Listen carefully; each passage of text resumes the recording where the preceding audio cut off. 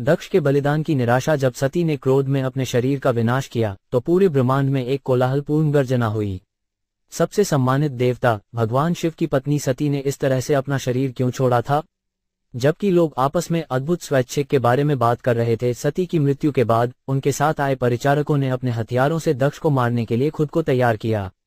वे बलपूर्वक आगे आए, लेकिन भृगु मुनि ने खतरे को देखा और बलि की आग के दक्षिणी भाग में आहुति देते हुए तुरंत यजुर्वेद के मंत्रों का उच्चारण किया, जिससे यज्ञिक प्रदर्शनों के विध्वंसक तुरंत मारे जा सकते थे। जब भृगु मुनि ने अग्नि में आहुति दी तो तुरंत ही ऋभु नाम के कई हजारों देवता प्रकट हो गए। सबके सब शक्तिशाली थे। सोम, चंद्रमा से शक्ति प्राप्त करना। जब ऋभु देवताओं ने यज्ञाग्नि के अज्जले ईंधन से भूतों और गुहिकों पर आक्रमण किया तो सती के ये सभी अनुचर अलग अलग दिशाओं में भाग गए और अदृश्य हो गए। ये केवल ब्रह्म तेजस, ब्राह्मण शक्ति के कारण संभव था। जब भगवान शिव ने नारद से सुना कि उनकी पत्नी सती अब प्रजापति दक्ष के अपमान के कारण मर गई हैं और उनके सैनिकों को ऋभु देवताओं द्वारा खदेड़ दिया गया है, तो वे बहुत क्रोधित हुए। इस प्रकार भगवान शिव अत्यंत क्रोधित होकर अपने होठों को अपने दांतों से दबाया और तुरंत उसके सिर से बालों की एक लट छीन ली जो बिजली या आग की तरह जल रही थी। वो फौरन उठ खड़ा हुआ, पागलों की तरह हंसा और बालों को जमीन पर पटक दिया। एक भयानक काला राक्षस आकाश जितना ऊंचा और 3 सूर्यों के संयोजन के समान उज्ज्वल था, जिससे उसके दांत बहुत भयानक थे और उसके सिर पर बाल जलती हुई आग की तरह थे।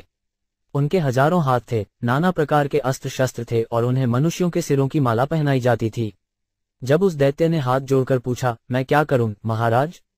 भगवान शिव, जिन्हें भूतनाथ के नाम से जाना जाता है, ने सीधे आदेश दिया, क्योंकि तुम मेरे शरीर से पैदा हुए हो, तुम मेरे सभी सहयोगियों में प्रमुख हो, इसलिए यज्ञ में दक्ष और उनके सैनिकों को मार डालो। भगवान शिव के कई अन्य सैनिकों ने एक कोलाहलपूर्ण कोलाहल में उग्र व्यक्तित्व का अनुसरण किया। वो एक महान त्रिशूल लिए हुए था जो मृत्यु को भी मारने के लिए काफी भयभीत था, और उसके पैरों में उसने चूड़ियां पहन रखी थीं जो गर्जना करती प्रतीत होती थीं। उस समय यज्ञ के अखाड़े में एकत्रित सभी व्यक्ति, पुजारी, यज्ञ के प्रमुख और ब्राह्मण और उनकी पत्नियां आश्चर्य करते थे कि अंधकार कहां से आ रहा है।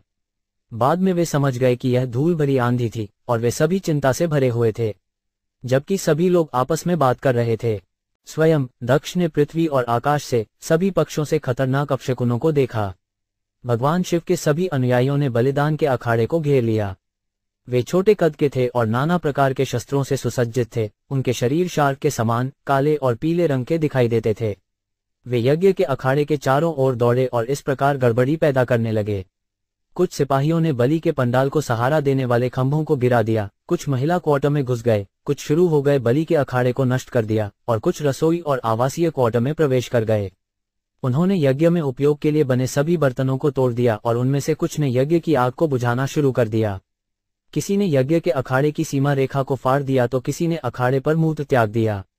कुछ ने भागते हुए संतों के रास्ते को अवरुद्ध कर दिया, कुछ ने वहां इकट्ठी हुई महिलाओं को धमकाया और कुछ ने पंडाल से भाग रहे देवताओं को गिरफ्तार कर लिया।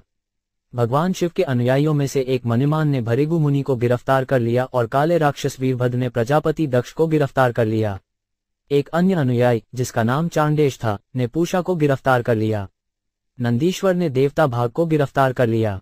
पत्थरों की लगातार बौछार हो रही थी और यज्ञ में इकट्ठे हुए सभी पुजारियों और अन्य सदस्यों को भारी कष्ट में डाल दिया गया था।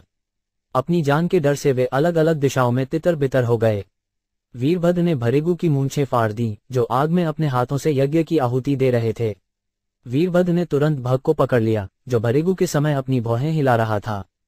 भगवान शिव को श्राप दिया और बड़े क्रोध से उन्हें जमीन पर पटक दिया और बलपूर्वक उनकी आंखें फोड़ दी। वीरभद्र ने दोनों दक्ष के दांत तोड़ दिए जिन्होंने भगवान शिव को श्राप देते हुए उन्हें दिखाया था, और पूषा, जिन्होंने सहानुभूतिपूर्वक मुस्कुराकर अपने दांत भी दिखाए थे। तब वीरभद्र, विशाल व्यक्तित्व, दक्ष की छाती पर बैठ गया और धारदार हथियारों से उसका सिर उसके शरीर से अलग करने की कोशिश की, लेकिन असफल रहा। उन्होंने भजनों और शस्त्रों से दक्ष का सिर काटने की कोशिश की, लेकिन फिर भी उनकी त्वचा की सतह तक को काटना मुश्किल था। दक्ष का सिर। इस प्रकार वीरभद्र अत्यधिक हतप्रभ था। तब वीरभद्र ने बलि के अखाड़े में लकड़ी के उपकरण को देखा जिससे जानवरों को मारा जाना था। उन्होंने दक्ष का वध करने के लिए इस सुविधा का अवसर लिया। वीरभद्र की कार्रवाई को देखकर भगवान शिव की पार्टी प्रसन्न हुई और खुशी से चिल्लाई, और जितने भी भूत और राक्षस आए थे उन्होंने एक कोलाहलपूर्ण आवाज की।